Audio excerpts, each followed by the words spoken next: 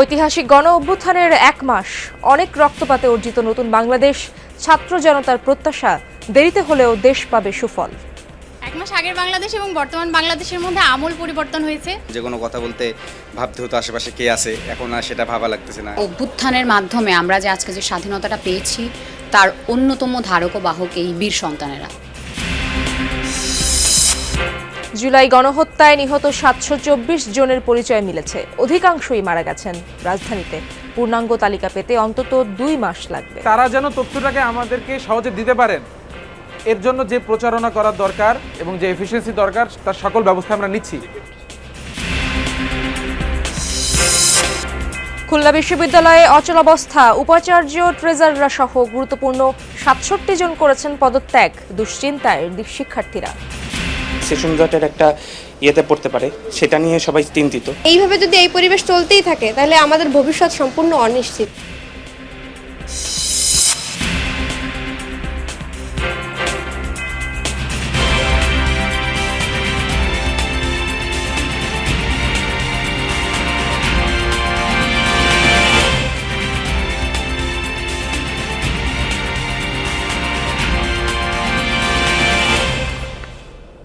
আমন্ত্রণ যমুনা নিউজে আপনাদের সঙ্গে আছি আমি সিরাজ জাহান। এতক্ষণ শিরোনাম দেখছিলেন। বহু প্রাণের বিনিময়ে আলোর মুখ দেখেছে ছাত্র জনতার বিপ্লব। রক্তপাতে উন্মোচিত হল সম্ভাবনার নতুন বাংলাদেশ। জুলাইয়ের কোটা সংস্কার আন্দোলন আগস্টে রূপ নেয় সরকার পতনের ১ দফা দাবিতে। টিকে থাকার সব চেষ্টা ব্যর্থ হলে ৫ আগস্ট দেশ ছাড়েন শেখ হাসিনা। ঐতিহাসিক গণ অভ্যুত্থানের ১ মাস পূর্ণ হলো আজ। ছাত্র জনতার প্রত্যাশা দেরিতে হলেও বিজয়ের সুফল পাবে বাংলাদেশের জনগণ। বিস্তারিত জানাচ্ছেন শরীফুল ইসলাম খান। এ যেন নতুন জীবনের সন্ধান, প্রাণে ধরা দিয়েছে মুক্তির উন্মাদনা। রাজপথে বীর দর্পে এগিয়ে চলছে সবাই বিজয়ের উল্লাসে। ছাত্র জনতার আত্মত্যাগ আর তারুণ্যের শক্তিতে রচিত হলো এদেশের নতুন ইতিহাস। নতুন রূপে ধরা দিল লাল সবুজের পতাকা, সবার প্রিয় বাংলাদেশ। তীব্র গণ আন্দোলনে শেখ হাসিনা দেশ ছাড়লেন ৫ আগস্ট। টেকনাফ থেকে তেঁতুলিয়া জুড়ে মুক্তির বাতাস, সবার চোখে মুখে শুধুই প্রাপ্তির আনন্দ। পুরো দেশের একক উৎসবে রূপ নিল ছাত্র জনতার বিজয়। মুখের কথায় মঞ্চ কাঁপানো সেই প্রভাবশালীরা অন্ধকারে মিলিয়ে গেলেন আলো নিভিয়ে। ১ মাস খুবই অল্প সময়, তবু কি কোনো প্রাপ্তি দেখছেন ছাত্র জনতা? ১ মাস আগের বাংলাদেশ এবং বর্তমান বাংলাদেশের মধ্যে আমূল পরিবর্তন হয়েছে। আমাদের এখন আর গুম খুনের ভয় নেই, আমরা স্বাধীনভাবে চলাফেরা করতে পারছি। দেশটা একদম স্বাধীন মনে হইতেছে, পুরো স্বাধীন, আমরা একটা দেশের ফিল পাইতেছি। এখন মানুষ স্বাধীনভাবে কথা বলতে পারে, তার মতবাদ প্রকাশ করতে পারে, ফেসবুকে স্ট্যাটাস দিতে পারে নিজের মতো করে। আগে আড্ডায় যেমন যে কোনো কথা বলতে ভাবতে হতো আশেপাশে কে আছে, এখন আর সেটা ভাবা লাগতেছে না। শুরুটা কোটা সংস্কারের দাবিতে, বৈষম্য বিরোধী ছাত্র আন্দোলনের ব্যানারে। মারমুখী সরকার, লেলিয়ে দেয়া হয় পেটুয়া বাহিনী।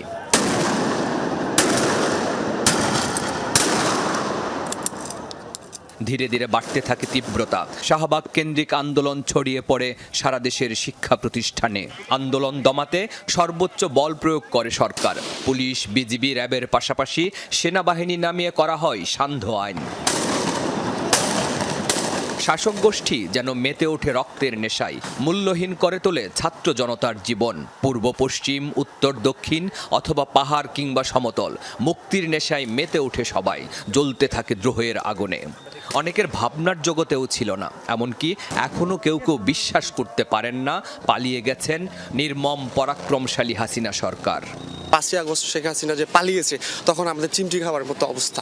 আমি কেন বাংলাদেশের কোনো মানুষই এখনো বিশ্বাস করতে পারছে না যে শেখ হাসিনা দেশ ছেড়ে পালিয়ে গিয়েছে। পুলিশের বেহিসাবি গুলির বিপরীতে তারুণ্যের অদম্য সাহস আর সীমাহীন মুক্তির নেশা। বন্দুকের নলের মুখে বুক চিতিয়ে দাঁড়িয়েছে প্রতিবাদী মানুষ। রংপুরের আবু সাইদ হয়ে ওঠেন শত শত তরুণ আর বিপ্লবী প্রাণের প্রতিচ্ছবি। এখনো কানে বাজে মুগ্ধের সেই আহ্বান, পানি লাগবে পানি। অভ্যুত্থানের মাধ্যমে আমরা যে আজকে যে স্বাধীনতাটা পেয়েছি তার অন্যতম ধারক ও বাহক এই মীর মুগ্ধর মতো, আবু সাইদ মতো ছেলেরা, বীর সন্তানেরা। যখন সাইদ মারা গেল পুলিশের গুলিতে, ওই স্মৃতিটা আমাদেরকে খুব টাচ করছে। এখনো পুরো স্বাভাবিক হয়নি সবকিছু। হাসপাতালে মৃত্যুর সঙ্গে পাঞ্জা লড়ছেন অনেক মানুষ। তাদের বিশ্বাস একদিন সবকিছু ঠিক হয়ে যাবে, মিলবে ছাত্র জনতার বিপ্লবের সুফল। বদলে যাওয়া এই বাংলাদেশে সরকার আর শাসন ব্যবস্থায় ব্যাপক পরিবর্তন এসেছে। সরাসরি দেশ পরিচালনার সুযোগ পেয়েছেন আন্দোলনকারী শিক্ষার্থীদের প্রতিনিধিরা। তবে সবচেয়ে বেশি পরিবর্তন এসেছে মানুষের মনোজগতে। এখন সবার প্রত্যাশা একটা সুন্দর সাম্যের বাংলাদেশ হোক, নিশ্চিত হোক গণতান্ত্রিক প্রক্রিয়া। শরীফুল ইসলাম খান, যমুনা নিউজ, ঢাকা। জাতীয় প্রেস ক্লাবে বিডিআর বিদ্রোহ নিয়ে কথা বলছেন অবসরপ্রাপ্ত মেজর জেনারেল আব্দুল মতিন। আমরা সরাসরি চলে যাচ্ছি তার বক্তব্যে। দর্শক দুঃখিত, সংযোগটি বিচ্ছিন্ন হয়েছে, পরবর্তীতে চেষ্টা করব যুক্ত হওয়ার। বৈষম্য বিরোধী আন্দোলনে প্রাণ হারানো 724 জনের পরিচয় পেয়েছে যমুনা টেলিভিশন, যাদের 511 জনই নিহত হয়েছেন রাজধানীতে, 213 জন অন্যান্য জেলায়। 19 জুলাইয়ের পর সবথেকে বেশি প্রাণ গেছে 4 ও 5 আগস্ট। যদিও পূর্ণাঙ্গ তালিকা পেতে অন্তত 2 মাস লাগবে, এমনটাই জানিয়েছেন বৈষম্য বিরোধী ছাত্র আন্দোলনের সমন্বয়করা। আখলাকুস সাফার রিপোর্টে বিস্তারিত, সাথে ছিলেন জারিন অর্নি।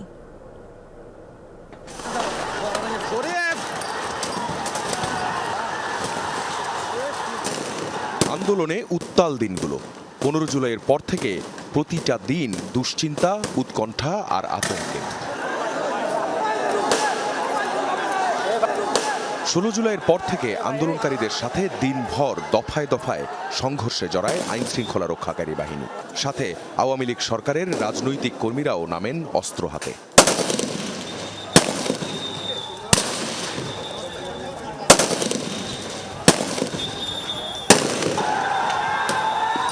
মুহুর্মুহু গুলি, টিয়ার শেল, সাউন্ড গ্রেনেড আর দেশীয় অস্ত্রের ঝনঝনানিতে তৈরি হয় দমবন্ধ অবস্থা। সরকারি বেসরকারি হাসপাতালগুলো হয়ে ওঠে মৃত্যুপুরী। কত মানুষের প্রাণ গেছে আন্দোলনে। 15 জুলাই থেকে 5 আগস্ট পর্যন্ত প্রতিদিন হতাহতদের খোঁজ খবর নিয়েছে যমুনা নিউজ।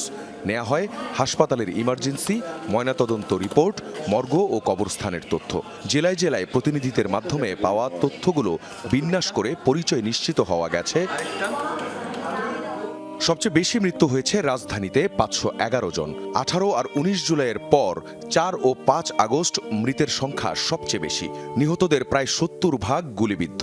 বেশিরভাগ মারা গেছেন শিক্ষার্থী আর শ্রমজীবী। প্রাণ গেছে আরও বিভিন্ন পেশার মানুষের। মারা গেছে পুলিশ ও রাজনৈতিক কর্মীরাও।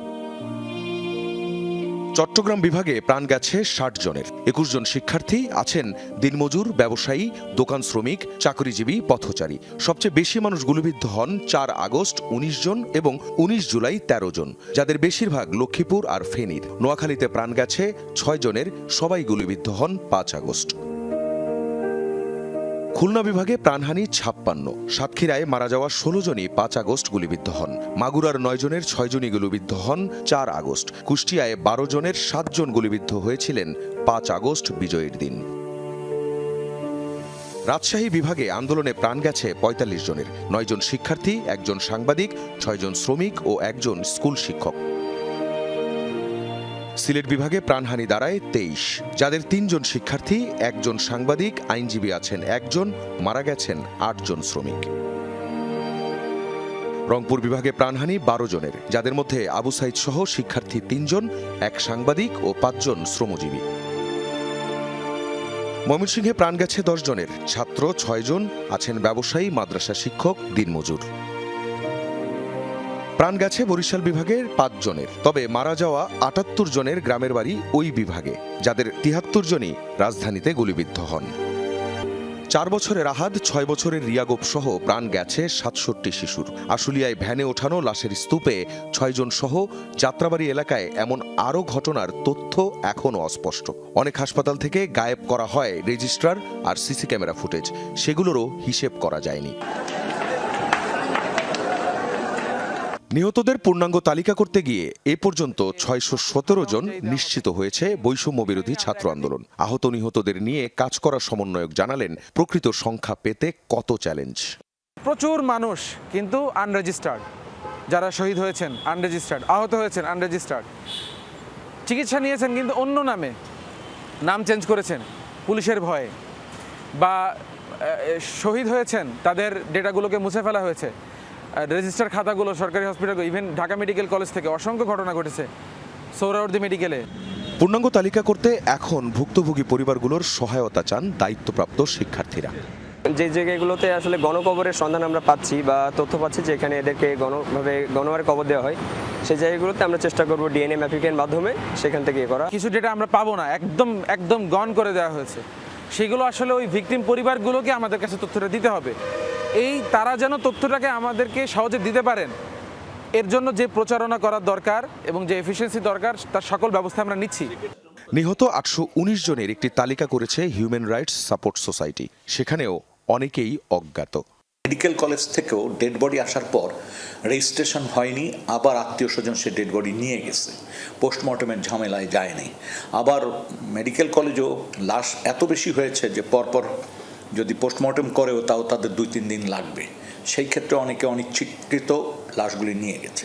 পুলিশ অনেক সময় নিজ দায়িত্ব নিয়ে বিনা নথিবদ্ধ করে লাশ হস্তান্তর করছে। আমরা সরকারকে আহ্বান জানাবো একটা গণবিজ্ঞপ্তি যাতে তারা প্রকাশ করে, জনগণের কাছ থেকে যাতে তারা তথ্য আহ্বান করে। এক ঢাকা মেডিকেলেই মৃতের সংখ্যা রেকর্ড হয়েছে 172 জন।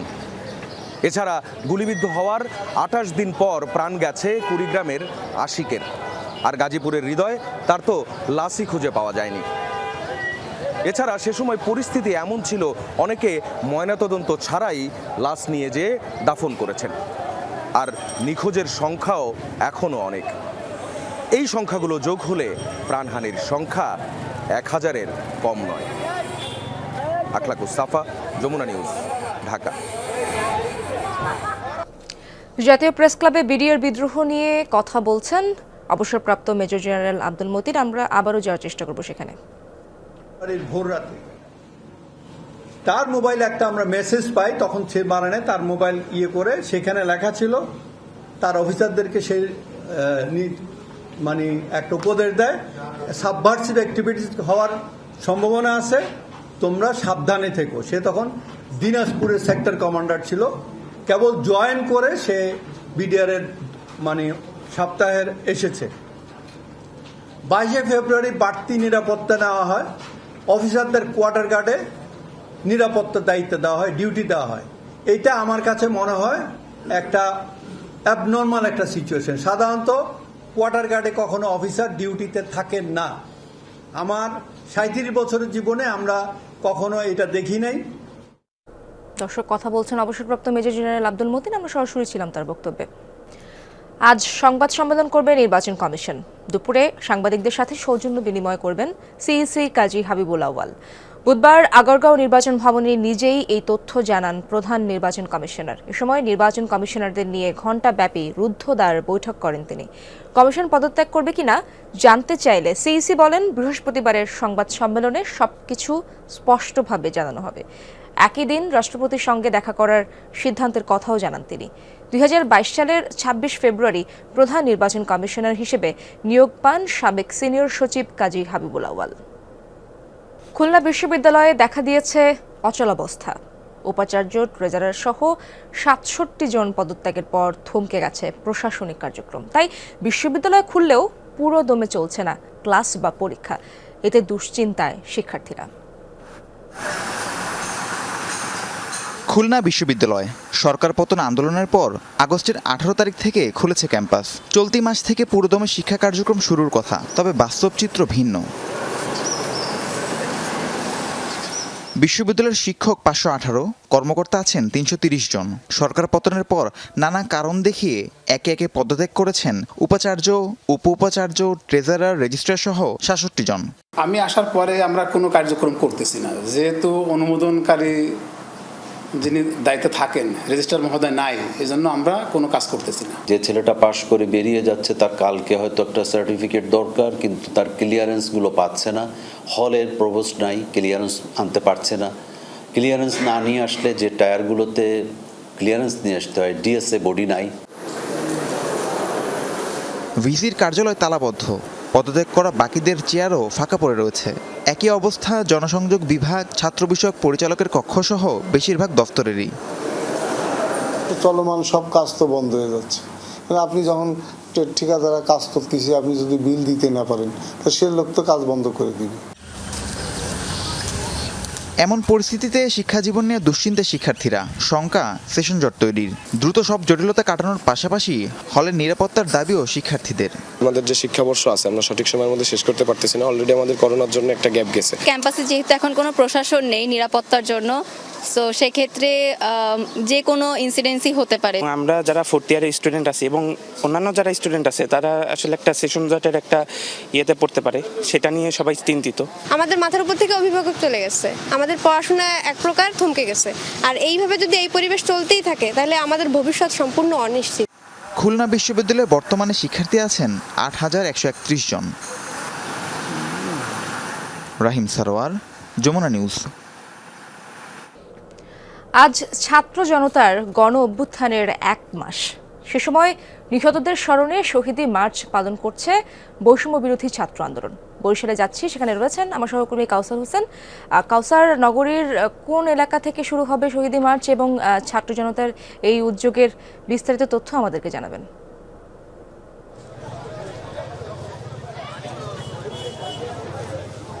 ইশরাত, আজকে যে শহীদি মার্চ কর্মসূচি পালন করার কথা সেটি কিন্তু কেন্দ্রীয় যে ছাত্র জনতার যে বৈষম্য বিরোধী যে ছাত্র আন্দোলন যে কেন্দ্রীয় কমিটি রয়েছে সেই কেন্দ্রীয় নেতৃবৃন্দের ঘোষিত অর্থাৎ কেন্দ্রীয় কর্মসূচি। এবং এই কেন্দ্রীয় কর্মসূচি উপলক্ষে বরিশাল বিএম কলেজ ক্যাম্পাস থেকে কিন্তু এই কর্মসূচি শুরু হওয়ার কথা। এবং সকাল থেকে অন্যান্য যে শিক্ষা প্রতিষ্ঠানগুলো রয়েছে, বিভিন্ন মাদ্রাসা বা বিভিন্ন কলেজের শিক্ষার্থীরা বিএম কলেজের এই 0 পয়েন্টে জড়ো হচ্ছেন। তারা ছোট ছোট মিছিল নিয়ে আসছেন এবং এখান থেকে যে পূর্ব নির্ধারিত যে কর্মসূচি শহীদি মার্চ সেটি শুরু হওয়ার কথা রয়েছে। তারা যেহেতু বিএম কলেজের যারা সমন্বয়করা রয়েছিলেন তারা কিন্তু 11টায় এই কর্মসূচি শুরু হওয়ার কথা ছিল, তবে কিছুটা বিলম্বে শুরু হচ্ছে। কিন্তু এর আগেই যারা বিভিন্ন কলেজ রয়েছে, অমৃতলাল কলেজ রয়েছে, বরিশাল কলেজ রয়েছে, বিভিন্ন শিক্ষা প্রতিষ্ঠানের শিক্ষার্থীরা এই বিএম কলেজের 0 পয়েন্ট সেখানে তারা জড়ো হচ্ছেন এবং তারা বলছেন যে এই 1 মাসে যারা গেল 5 আগস্ট ছাত্র জনতার অভ্যুত্থানের মধ্যে থেকে নতুন একটি বাংলাদেশের সূচনা ঘটেছে এবং সেই অভ্যুত্থানে যারা শহীদ হয়েছেন তাদের স্মরণে এই কর্মসূচি আয়োজন করা হয়েছে। ধন্যবাদ আপনাকে।